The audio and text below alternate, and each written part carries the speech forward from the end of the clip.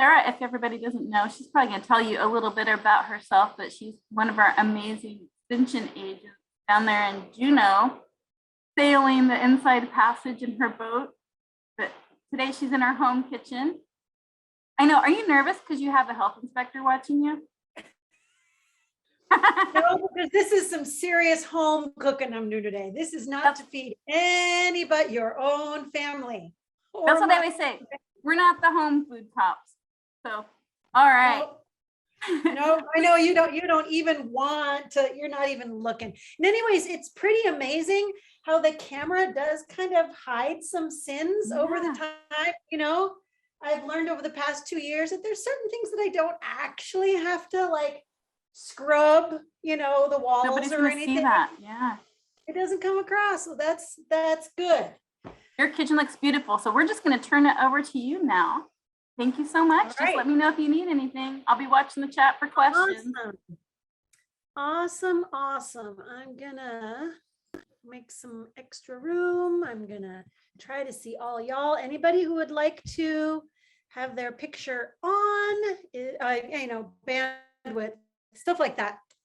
But I have all of your names up there. So if you want to use reactions, I will see them. I am going to do a teeny little bit of screen sharing, but mostly I'm just going to be going crazy in my kitchen here. So I am Sarah Lewis. I'm the Family and Community Development Agent for the UAF Cooperative Extension Service for the Southeast Districts. So that includes the Juneau District. My stove keeps beeping at me. The Juneau District and the Sitka District. So my district goes all the way from Yakutat to Metlakatla. So it's a big district. I am the person who focuses on things after you harvest them from your garden. So I'm not the agricultural horticulture agent. I do a lot of food preservation, food safety, produce safety, emergency preparedness, all kinds of stuff like that. I see a couple of other university folks online here, which is awesome, and other names that I recognize. So welcome. Thank you so much for joining. And this is where, even though I just told you that I teach lots of classes on food preservation, food related stuff, if any of you have ever taken a class from me before of any length, full disclosure, I really am not fond of cooking. I'm not a happy home cook. Part of the reason I love food preservation is because I can do big batches of things and then can them, you know, and put them on the shelves for quick meals later. I tend not to like to do a single batch of anything. I think the cost, what is it? The cost benefit ratio just doesn't usually make me very happy. So the fact that I am doing some cooking related stuff, some very basic kitchen stuff right now, kind of lets you know that the things that I'm going to be talking about here, the things that I'm going to be sort of demonstrating or showing, whatever, are things that I find the cost benefit ratio, the time to tastiness, and the time to better than store-bought is worth it. And so some of them I'm a little bit born again about. I'm not a purist on very many things at all. but there's a couple things that I'm a little bit born again on, so I'm going to include those. And then there's several things that I make on a regular basis. I do sometimes purchase them, you know, if there's a good quality something that's on sale or whatever, I'll do that. But so I'm going to have a mix of those. But I also do know that some of the things that I'm going to be making here, you guys already know how to do, or there's something you're not interested in doing, you like the store-bought version better, you know.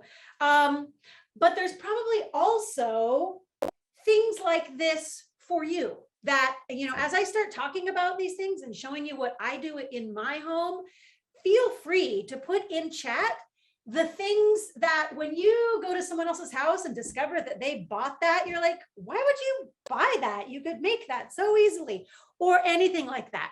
What you have found works for your family.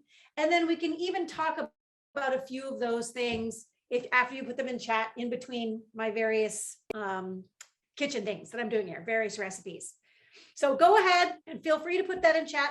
Also, if you have any questions while I'm cooking, anything time sensitive, just unmute and holler it out. If you have any questions that aren't time sensitive, just go ahead and put them in chat. Lorinda will be monitoring those. And if she sees one that maybe should be answered sooner rather than later, she'll let me know. And like I said, do use those little emoji things. Those are super helpful when all I see is names. But so I'm going to go ahead and get started. There's no particular order to what I'm doing today because there's just a whole laundry list of things that I'm going to do. So I'm going to start with my favorite, which is the one that, this is one of those ones that I'm a little born again on, is I never buy store-bought salad dressing anymore at all, ever. It doesn't taste good to me. And I find making it at home so much easier and quicker. And I literally make my salad dressing single batch for that salad. I don't store it. You should see my refrigerator. I do a lot of food preservation. And so I'm always have a jar of pickles of this or that or jam or jelly. I have so many things packed in my refrigerator that one more jar of salad dressing that I need to remember to eat is just, that is more than I can handle. So I do them single batch. And I have gotten to the point where I do not measure anymore. And that is kind of the goal for some of these things that you want to make very quickly in your home, is not to measure. So get to the point where you don't feel like you need to measure. Salad dressing, the traditional ratio of oil to vinegar is, I believe it's 3 tablespoons of oil to 1 tablespoon of vinegar. I don't like that mix myself. I actually like it to be half and half. I like more vinegar taste, and I like a little bit less fat, which is, you know, one of the things that I'm often going for. And so I tend to just visually put some oil in there. I'm guessing it's about 2 tablespoons or so. Maybe it's a tablespoon and a half. I'm not sure. I like balsamic vinegar when I'm doing half and half because it is a sweeter vinegar. It's a little bit less, a little bit less of that harsh acid flavor. And then I will just visually, because that thing that you learned way back in grade school about how they stay separated, and voila, you can see half and half. And all I do, so there's I will put some salt in, pinch of salt, and it's just a kosher salt, which tends to dissolve pretty easily and quickly. Then I will put some pepper in. And then my favorite things to put in are a mustard of some kind. So this happens to be Dijon. Oops, and I just squirted myself. And I literally just do I don't measure it. Oh, come on, you can do it. A squirt. The thing about your camera is we can't see that it got you. Oh, I shouldn't have said anything. I shouldn't have let you know that I just did this splooge all over my front. Okay.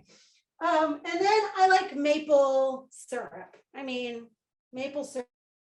We have, this is not embarrassingly at all, but this is Kirkland maple syrup, which I've been trying to use up because of a relative of ours who lives in Massachusetts has sent us a whole bunch of the real deal that he made himself. So Then another thing that I have around the house all the time is one of these little, I have some that are itty bitty, teeny tiny little whisks. And I mean, another thing you can do is you can do it in a small canning jar and then shake it up. That'll really emulsify it a lot. I will sometimes add garlic, and part of the reason I feel fine adding garlic is because I'm not storing it. That is one of the ones that I teach in my classes, that you don't want to store a garlic in oil mixture for very long. You just want it to be in the refrigerator for a couple days. But since I do it, you know, a single shot, I can put some garlic in there, not a problem. But that's basically it. That's my salad dressing. And I just make about that much each time. And I pre-dress the salad. Pre-dressing the salad, actually, to talk a little bit about health stuff, was a little bit of a paradigm shift for me, because I always wanted to have like close control over my salad dressing amounts, right? I didn't want someone else deciding for me how much salad dressing is going on my salad. But then as I matured and, you know, gave up some of that control, I actually discovered that I liked it better when salads are pre-dressed. So I do that. So that's the salad dressing. Let's see if anybody's put some stuff in the chat that you guys make. Intuitive cooking. Right. I was just doing a diabetes prevention class the other day, and we were talking about intuitive eating. So yes, and olive oil is actually sort of one of the good fats. So it's not like I'm trying to skimp on that one. I mean, but it is still a fat, and I do like to have a fair amount of salad dressing. Birch syrup would be awesome. That would be really good if anybody wants to send me some of that. That would be great. Yeah, so intuitive eating. So that's one of the things about intuitive that I like about being able to make things without having to buy them, is when you are doing some intuitive eating stuff where you're actually sort of assessing whether you want sour or sweet or cold or hot. You can kind of, if you're able to kind of whip a few things up, I tend to like things that are acidic. I like lemon, I like vinegar. And so being able to quickly make some things like that for myself actually sort of, I guess, kind of goes into that intuitive eating bucket as well, because I'm able to actually satisfy certain needs without having to run to the store or have extra things on hand, you know, that I bought. So, oh, Tuscan olive oil and Banyuls vinegar. So good. Yeah, so another thing that you can do is you don't even need to do what I just did. You can just pour some olive oil over the greens, pour some vinegar over the greens, add some salt, add some pepper. Another thing that I make myself is just an herb salt.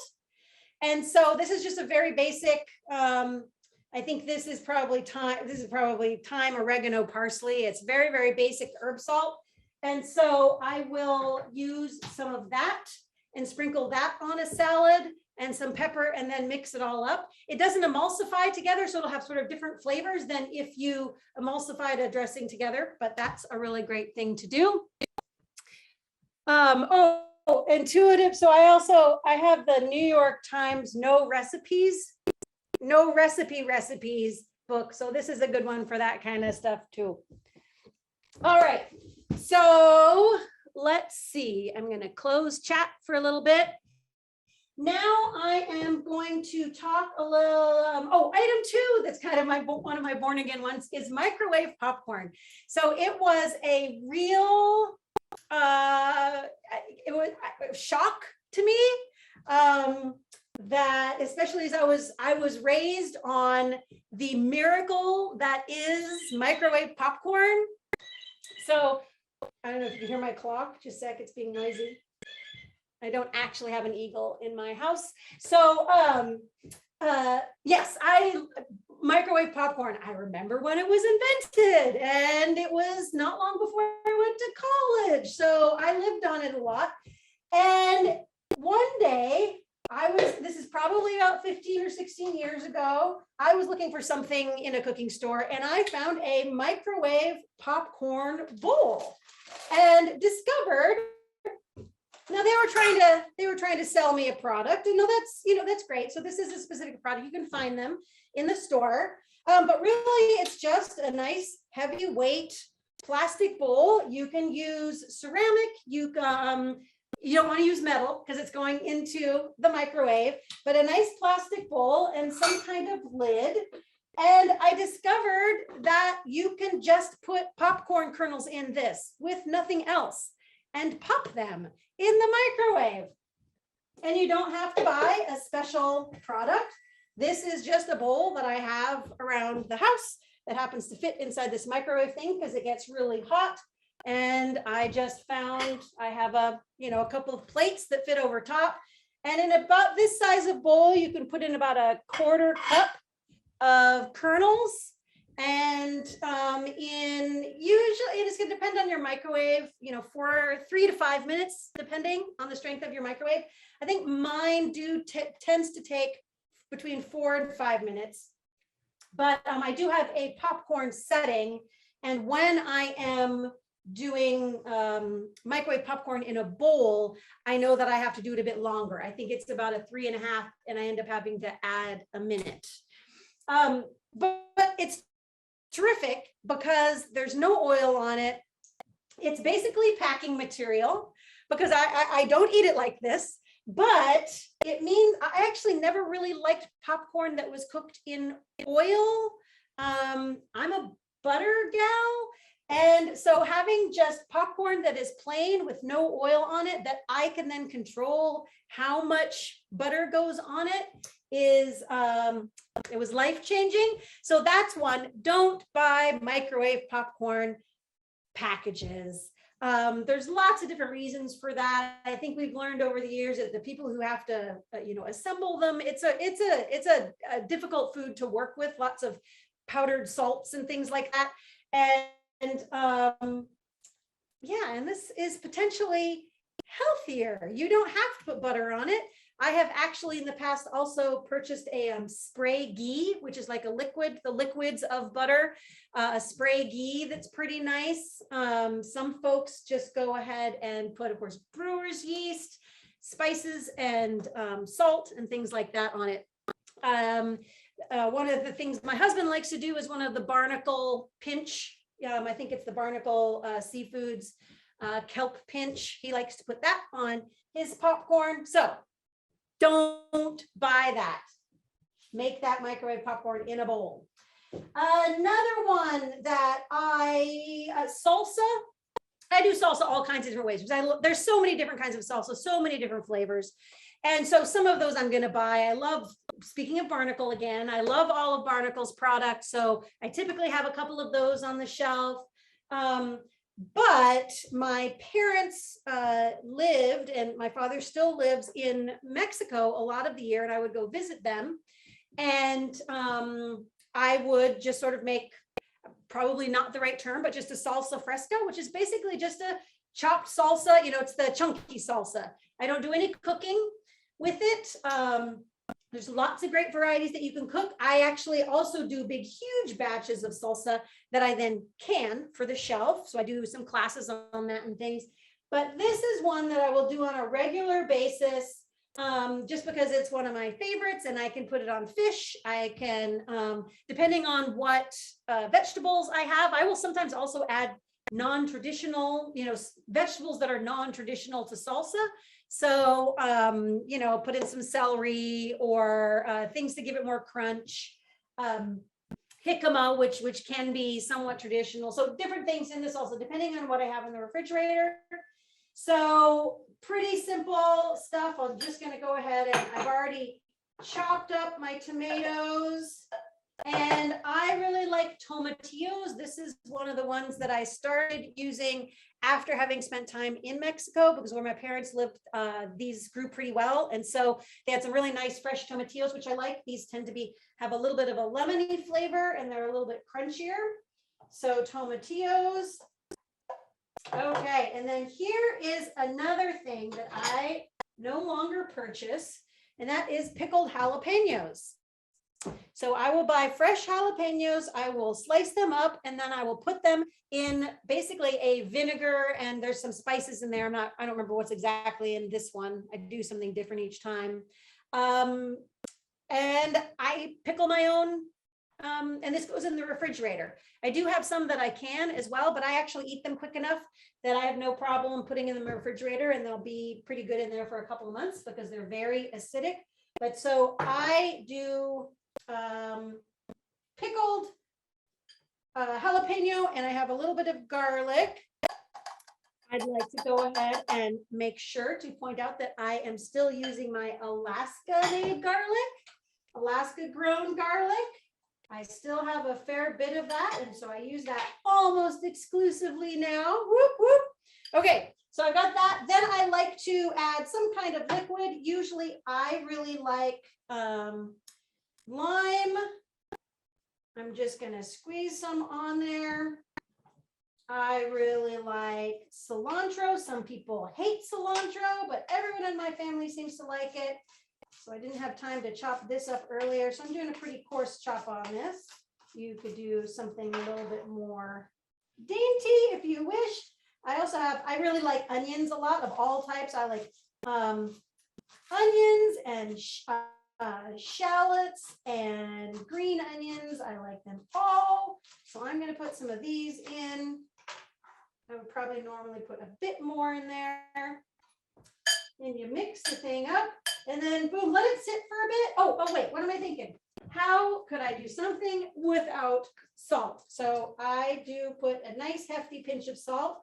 The salt actually starts to draw some of the liquids out of the vegetables, so that will actually cause it to sort of have a nice sort of salsa broth, sort of, that's super tasty as well. But it's all mixed in there. And I will let it sit for a bit. Of course, if I'm in a hurry, I'll eat it right away. But you can let it sit.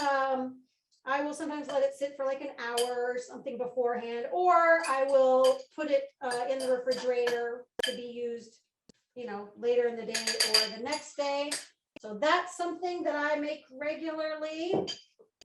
All right, let me see if there's any chats.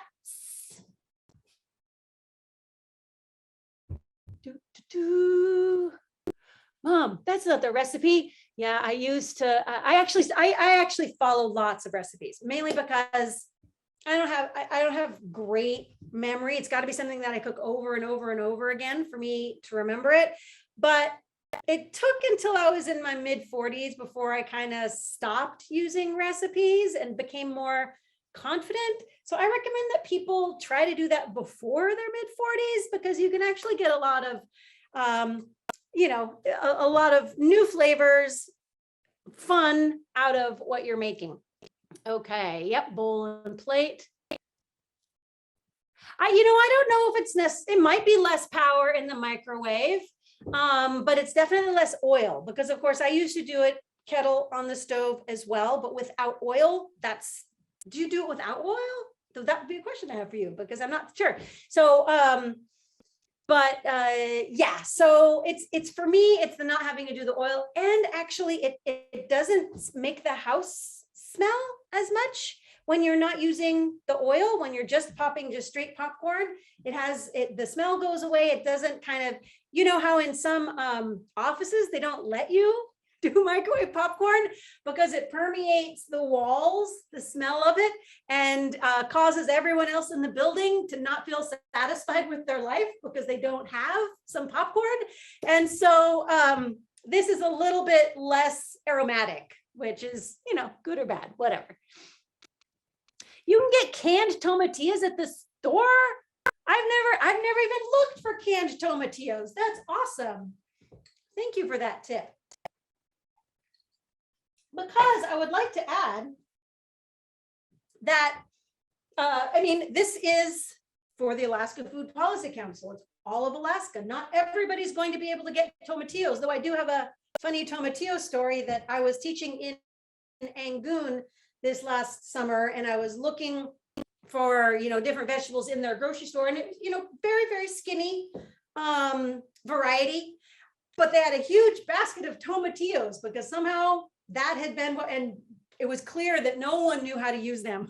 So I grabbed a bunch for my classes to show people how to use tomatillos, and hopefully they didn't all just go bad there at the Angoon store. But what I was going to kind of get at is canned and frozen varieties for these things is great as well.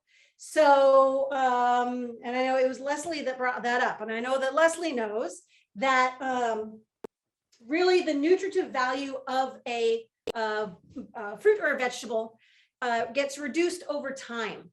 And sometimes it's a lot of time before, between the time something's harvested and the time it gets to Alaska when it's fresh produce. But if it's canned or frozen, a lot of times that's done, most of the time, very shortly after harvest, because that's to the benefit of those companies. So for them just to do that very quickly. And so they will actually potentially have more nutrition locked into them than some of the fresh stuff that we'll get.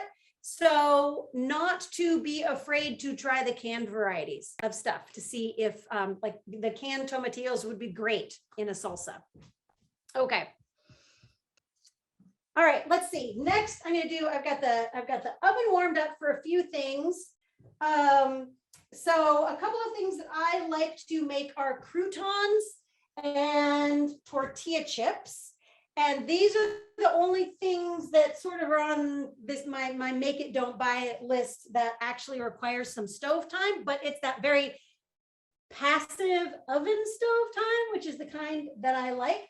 So all I do is, and this is something that I will do on this small of a batch, so that I just have a couple of pieces left from a loaf of, what is it? Crazy Mike, Dave's Killer Bread, like their seeds and nuts variety. So this is best with bread that will kind of hold together. It, like super fluffy bread, this isn't going to be great with, but I actually do kind of like using store-bought bread for this, because when it kind of toasts it, it doesn't break your teeth. It's got some air in it. And so it doesn't, when you bake it, basically to toast it, to make croutons, you don't end up with, very, very crunchy little tidbits that really work on your jaws. They're a little bit airier than that. So what I do with these is I just chuck them. I don't know if you can see that. Yeah, sort of. I just chuck them onto a baking tray. Then this is a time when I use spray. I use spray olive oil. I get them kind of close together, so I'm not spraying it all over, but spray olive oil. Do one side. I will then add some of my herb salt. I'll just sprinkle it over the whole shebang. So this is probably, I don't know, half a teaspoon or something. And I will, look, I've got a little bit of Alaskan garlic powder from Orsi Organics. This stuff is like gold for me. I only use it for special things. And as far as I'm concerned, homemade croutons are, I said I like acidic things and I like salty things. Homemade croutons are, I mean, I have sat down and eaten like an entire batch that was intended to last for several weeks. I've eaten the whole thing, like chips out of the bag. They're so good. So then I mix it up a bit. Spray a little more, get it closer together again. Spray a little more, add a little more of the other good stuff, just for good measure. All right. And then I'm actually going to do a little bit of a twofer here. I also have the stuff to make tortilla chips, which are very similar in that you can determine what spices and level of salt and they're baked rather than fried. I do have an air fryer, which I really do like. I like doing croutons and chips and things like that, but I know that not everybody has one of those. So I'm doing my version that just goes in the oven. So I've already cut up a couple of tortillas, and because I have the room, I'm going to put it on the same tray. But what I'm doing is, because the tortillas they are kind of, I have found that they are best when you can actually, when both sides are getting heat. So if they're directly down on the pan, I'll want to turn them, but I like to be able to ignore them. So I use one of these little baskets so that the heat can get underneath. And what that also does is, well, I have one more that I want to cut to put on there. I just cut them into, what are these, sixths, approximately. And then I lay them out so that they're mostly not covering each other. And then what I like about this basket as well is I can spray under there, spray the whole room, and then I can spray on the top without having to, no muss, no fuss. Then I'm just going to use, actually, I don't know if I can find it really easily. Oh, I do. I have some Sitka hot pepper salt. So I'll use some of this. Sarah, they want to know where you got your basket. Oh, it actually came with the air fryer. Oh. I have seen them. You can get another thing that would work just fine. Would have been like one of these, like a cooling rack, and it could just sit on there. So there, it doesn't have to have sides, but yeah, it came with my thingy. I'm going to use. Do you think the air fryer? Yeah, is it worthy of your kitchen? Is the air fryer worthy of your kitchen? You know, yes, but only because it is also a toaster. I got rid of my toasters when I got my air fryer. But if it was not a toaster, it would be super borderline. It needs to do more than, but it roasts vegetables like a dream. It can also go low enough that it can dry some vegetables. It's not very good with herbs, but it'll dry, carrots or potatoes. So I can use it as a dehydrator as well. So there's a lot of uses to this particular one. And I definitely like that. Yeah. But yeah, if it was just for air frying, that's why I got this type rather than the type that really is mostly just for air frying. Okay, so I put salt on there. I'm going to actually, since that was pretty coarse, I'm going to put some finer salt all over. And then you could do things like you could put some chili powder on there, or cumin, or different things like that. But I am going to call this good and put it in the oven. I'm going to guess that it may or may not. It'll probably be done, but of course, the likelihood is that I'll probably burn it because I'm focusing on something else. But I'll put a timer on for I'm going to start with 5 minutes just to see how they're doing. Okay, so let's see some other things. Let me look at chat real quick. Okay, terrific. So let's move on, shall we? All right, so another thing that I like to make, and this might not be something that I would necessarily have regularly purchased, but it's something that I love. So, well, very different things that you can do with yogurt. So I'm going to go ahead and give y'all my $1 million food idea, which is that, and maybe someone's already done it, is that rather than coming up with different ways to package fruit with yogurt, different ways to package ranch herbs, tzatziki, flavored stuff. If you could just have a little thing on top that had those herbs in them, you put them in there, mix it up, and boom, you've got like the best, healthiest ranch dip or dressing. That's my idea for you all out there, because I regularly make all kinds of things with yogurt. Greek yogurt, standard yogurt, etc. One of the things that I like to do is a tzatziki, and I just have a partial, thing of yogurt left here. It's about that full, and I am going to just add. I grated up a cucumber, so I guess it's sort of a tzatziki slash raita. It's nothing authentic. It's a la Sarah, and it's just I love those flavors. Oh, one thing that's really, really good. So I'm going to add a little wild harvest tip. The wild cucumber that you can get, at least down here in Southeast, the wild cucumber plant that has watermelon berries on it, but the stems and the leaves have a cucumber flavor, and they are actually great to turn into a raita or a tzatziki. Find it better. Here we go. So we've got your cucumber and your yogurt. Then I am going to add, this is really nice when it's kind of lemony.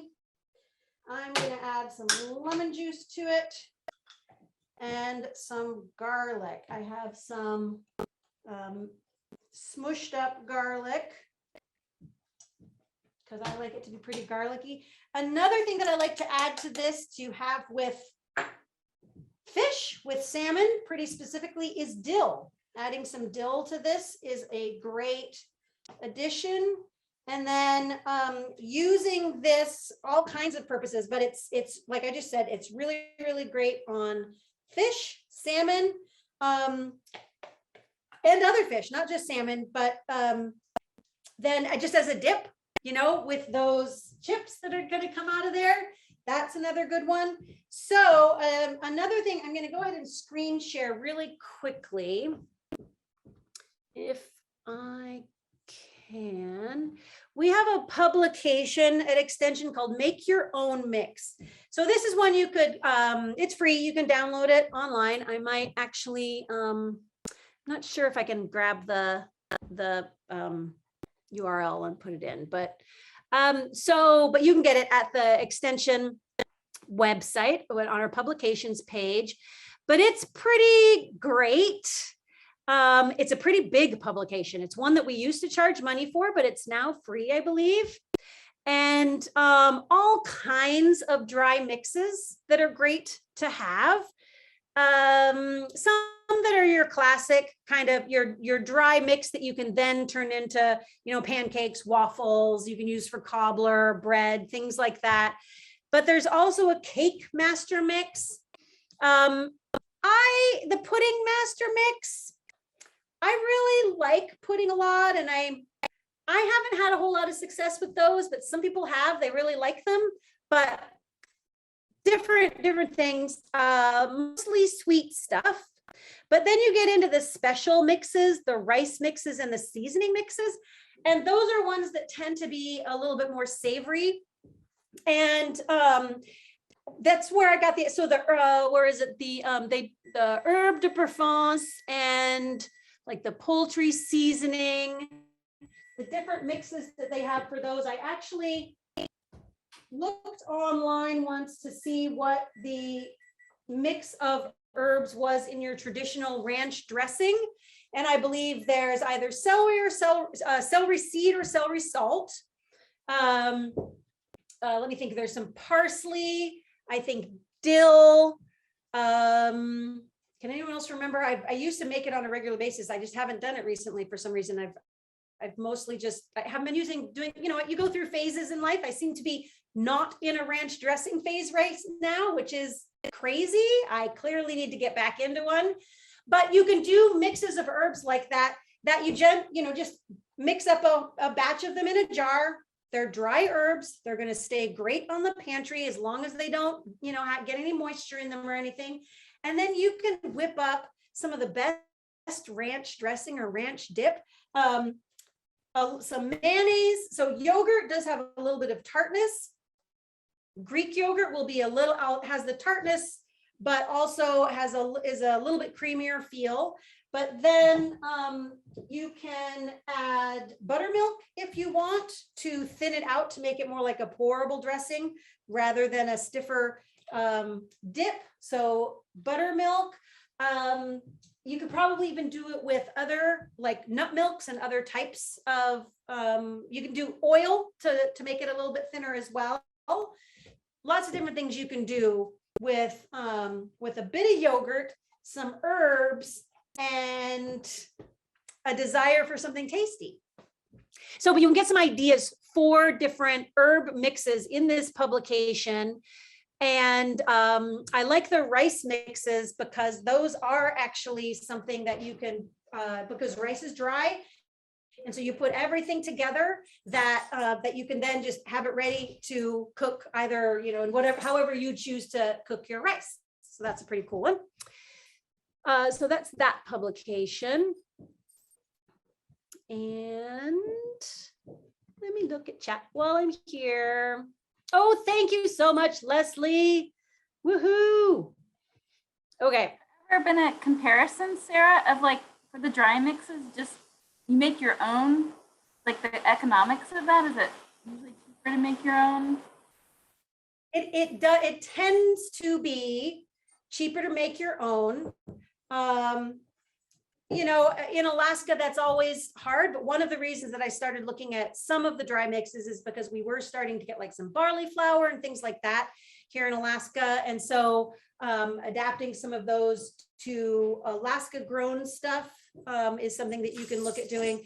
But if you're just buying standard, Fred Meyer's, Safeway varieties of stuff, it does actually end up being less expensive than the other dry mixes. I think I did a calculation once and I want to say it was like 50%, but I'm not sure. That's a really good question. In theory, yes. But with volatile prices of everything right now, who the heck knows? All right. So that's one dip type thing I like to do. We've got these. How are they doing? They're doing pretty well. My chips are starting to curl up. My oven's a little bit funky. It keeps on beeping at me. I think, let's see, what else did I have on my list that I wanted? I wasn't sure whether I could get everything done in time, but it sure looks like I can. Are there any things that I didn't see anybody put something in the chat that is something that either you want to learn to make because you're tired of buying it at the store, or that you make rather than buy at the store? I would love to know what those are. Did you see any, Lorinda? I don't recall that I did. No, I didn't see any. Okay. So yeah, I would love it. Just put their favorite things, yeah, into the chat. No, we have some amazing tips on here. Yeah, I know. That's why I'm kind of wondering. I know you're just trying to be quiet and, let me teach my stuff. Sourdough and sourdough. Oh, sourdough. Of course. That's sourdough and anything that you make with sourdough. Yes, absolutely. That's a great one. Okay, now yogurt is one of those. Homemade yogurt is a terrific one that, of course, I teach classes on how to make it. But for me personally, the time to benefit ratio wasn't great. It wasn't very good. It wasn't enough to make me want to make it on a regular basis until I got my Instant Pot. So I have done yogurt in my Instant Pot. It requires less of my active time. It does some more of the work for me, which is great. So that's a good one. And what's nice about making homemade yogurt is, Greek yogurt is very popular now. As a matter of fact, I went to a store and I was looking for some normal yogurt and all I could find was Greek yogurt. It's that popular now. When you do homemade yogurt, I actually, when I'm teaching people, I tell them to know that it will actually turn out a bit more like Greek yogurt. without having to go through the whole process of making Greek yogurt. So Greek yogurt is really just normal yogurt with a lot of the liquids removed. So basically you put it in like a, a jelly bag, you let the whey come out, the liquids come out, and then it's got less liquid in it. And then it's creamier. When you make yogurt at home, you will often find that it's already that way. You like the creaminess. It's a bit more creamy than the commercial varieties. Yes, jerky is another great homemade one. That one, my problem with homemade jerky is that it is so tasty that one batch will be gone like that. So it's it does go again to that time benefit thing. It's just that we need so much of it that it's actually, I tend to buy it more than I make it, even though the homemade stuff, frankly, is much better. I love the taste of the homemade stuff more. So yeah, canned vegetables and fruit, someone after my own heart, someone who does their own canning. That's terrific. And making sausage and bread, lovely. Yeah, that's right. All of the stuff we started doing over the pandemic. That's wonderful. Oh, terrific, Leslie. Nice. Oh, you gave that. So dill, tarragon, onion powder, black pepper. That dried onion, lemon peel. So here's another one that sort of triggers me to remember. There's some folks here in Juneau. I think they're here in Juneau. I'm not positive. I got this through Salt and Soil, Alaska. No, they're from Haines, Alaska Spice Shop. They I got butter all over this. Yuck. They, in this little mini grinder, they put a bunch of herbs and they call this their naked salad. So it's just, I think there might be a little salt in there, but then I'm not going to do it, but you grind it onto the salad. I'll do it over here.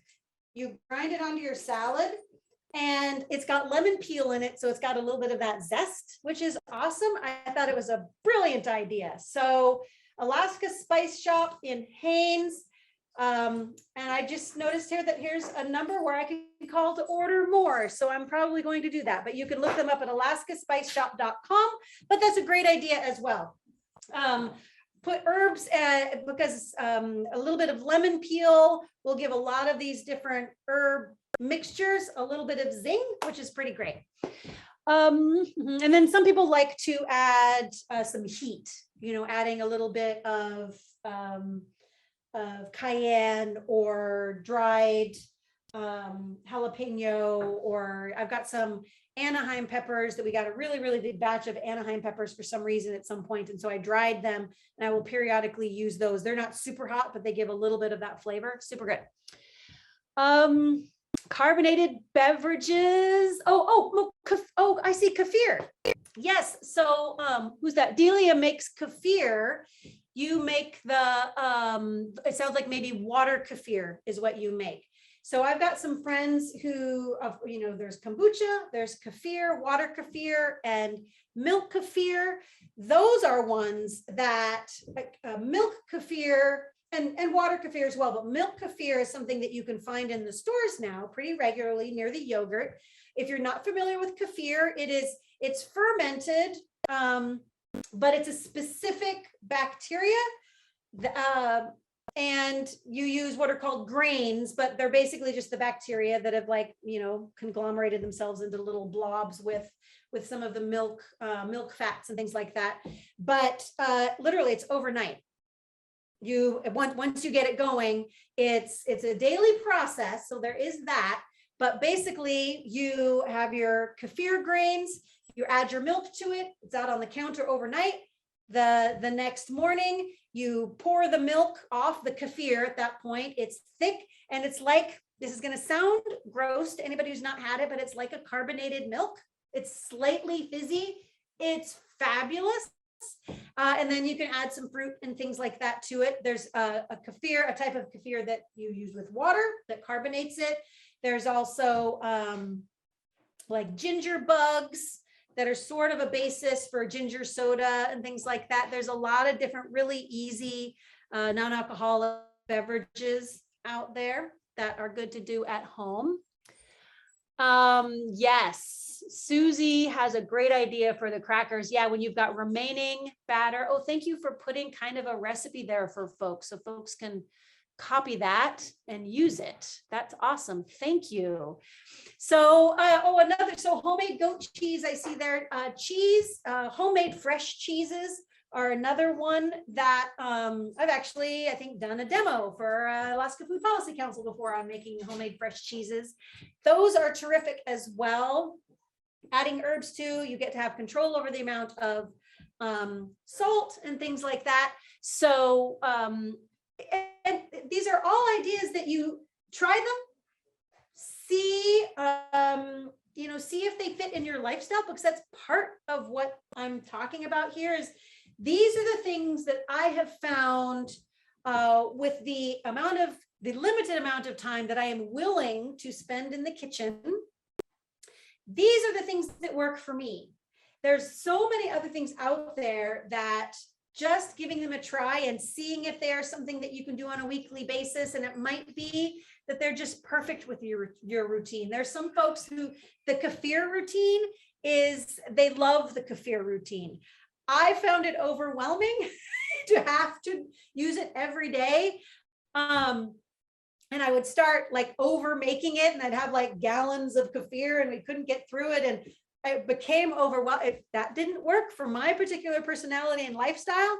So I will purchase that. It's good stuff in the store, super expensive. I don't purchase it very much. But yeah, so you just figure out what's going to work for you in this whole range of things that can be made at home. Sauerkraut, kimchi, kombucha, woohoo, awesome. Yeah, there's some really, really good stuff that, so yeah, I actually have here, I just did not too many days ago, I started some cauliflower and jalapeno fermented pickles as part of a class I did for City and Borough of Juneau. Got some sauerkraut in the refrigerator right now that I think I actually made several months ago. So I should probably take it out and see if it's still good. And it probably is, if it hasn't gotten moldy or anything. I have sometimes been very pleasantly surprised of things that, like I said, I've got lots of jars in that refrigerator. And so things kind of get behind. Things like sauerkraut, you can actually have some really great sauerkraut a couple months later. A once a week kefir, yeah, people have been telling me recently that I need to get back into the kefir game because there's pretty simple ways of maintaining it in your refrigerator and not having to do it every day. So that's awesome. And you're in a herd share. Yeah, so that's very cool. So thanks so much for sharing that. We're ending a little bit early unless people have any questions or anything else that they want to go ahead and put in chat.